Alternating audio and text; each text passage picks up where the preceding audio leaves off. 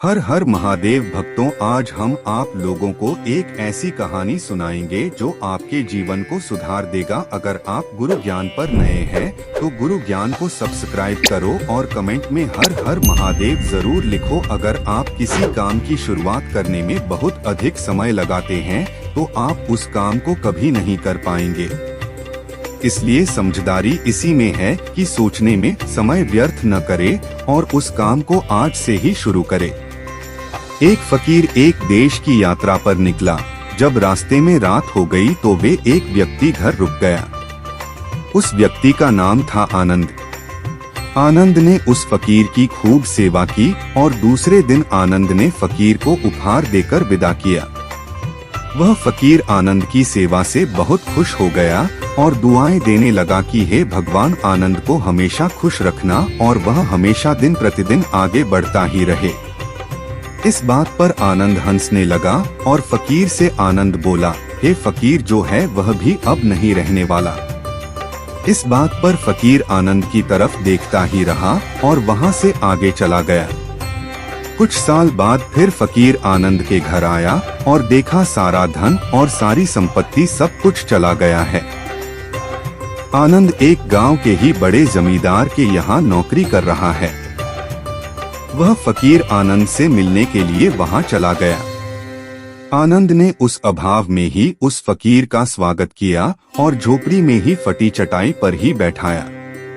उसके पास खाने के लिए जो रूखी सुख रोटी थी वह खाने के लिए फकीर को दे दिया। जब फकीर वहां से जाने लगा तो उसके आंख में आंसू था और फकीर कहने लगा, हे भगवान, तुमने यह क्या किया? तो आनंद फिर हंसा और कहने लगाया, अरे फकीर, तू क्यों दुखी हो रहा है? ईश्वर हमें जिस हाल में भी रखे हमें हमेशा खुश रहना चाहिए, उसे धन्यवाद देना चाहिए। समय सदा बदलता रहता है और इतना ही नहीं, यह भी नहीं रहने वाला है। इस पर फकीर सोचने लगा कि मैं तो केवल बेस से ही फकीर हूँ, लेकिन सच्चा फकीर तो तुम हो आनंद। कुछ साल बाद फकीर फिर से यात्रा पर निकला और आनंद से मिला और देखा तो देखता ही रह गया, क्योंकि सब कुछ बदल चुका था। आनंद अब जमींदारों का जमींदार बन चुका था। उसे मालूम हुआ आनंद जिस जमींदार के यहाँ नौकरी कर रहा था उसकी कोई संतान नहीं थी और अपनी सारी संपत्ति और जायदाद आनंद को दे दी। फकीर बहुत खुश हो गया और आनंद से कहा, अच्छा हुआ वह जमाना गुजर गया, भगवान करे अब तुम ऐसा ही बना रहो। यह सुनकर आनंद फिर हंसने लगा और कहने लगा, फकीर, अभी भी तेरी नादानी बनी हुई है। फकीर ने फिर आनंद से पूछा, क्या यह भी नहीं रहने वाला? तो आनंद ने उत्तर दिया, हाँ, या तो यह चला जाएगा या फिर इसको अपना मानने वाला ही चला जाएगा। यहाँ पर कुछ भी रहने वाला है ही नहीं। अगर कोई चीज शाश्वत है तो वह है हमारी आत्मा, वह है हमारी मन की शांति, वह है हमारे मन का सुकून, और बाकी जो कुछ भी है वह हमेशा रह ही नहीं सकता।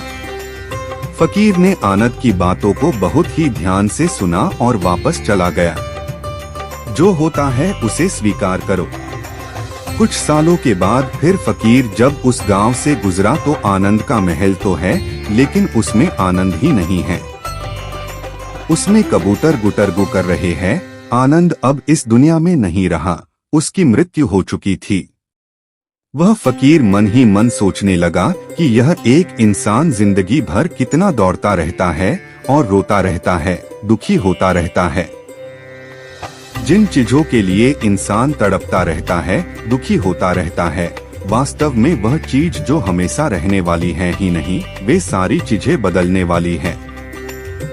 यह कहानी यह शिक्षा देती है कि हमारे जिंदगी में जब भी कोई मुश्किल, तकलीफ या दुख आए तो हमें यह सोचना चाहिए कि जिंदगी में इससे पहले मुश्किलें या उलझने आई तो क्या वे हमेशा रुकी रही? जैसे सारी मुश्किलें आकर चली गई वैसे ही यह भी मुश्किल चली जाएगी। यह भी हमेशा रहने वाली नहीं है। तो आप हमेशा याद रखिए कि जिंदगी में कितना भी बड़ा दुख क्यों न हो, वह हमेशा रहने वाली नहीं है। ये दुख भी चले जाएंगे। एक बार अकबर ने बीरबल से कहा कि बीरबल आज कुछ ऐसा लिखो कि जब मैं खुशी में पढ़ूं तो दुहक और जब दुहक में पढ़ूं तो खुशी हो। तो बीरबल ने लिखा, यह वक्त भी बीत जाएगा।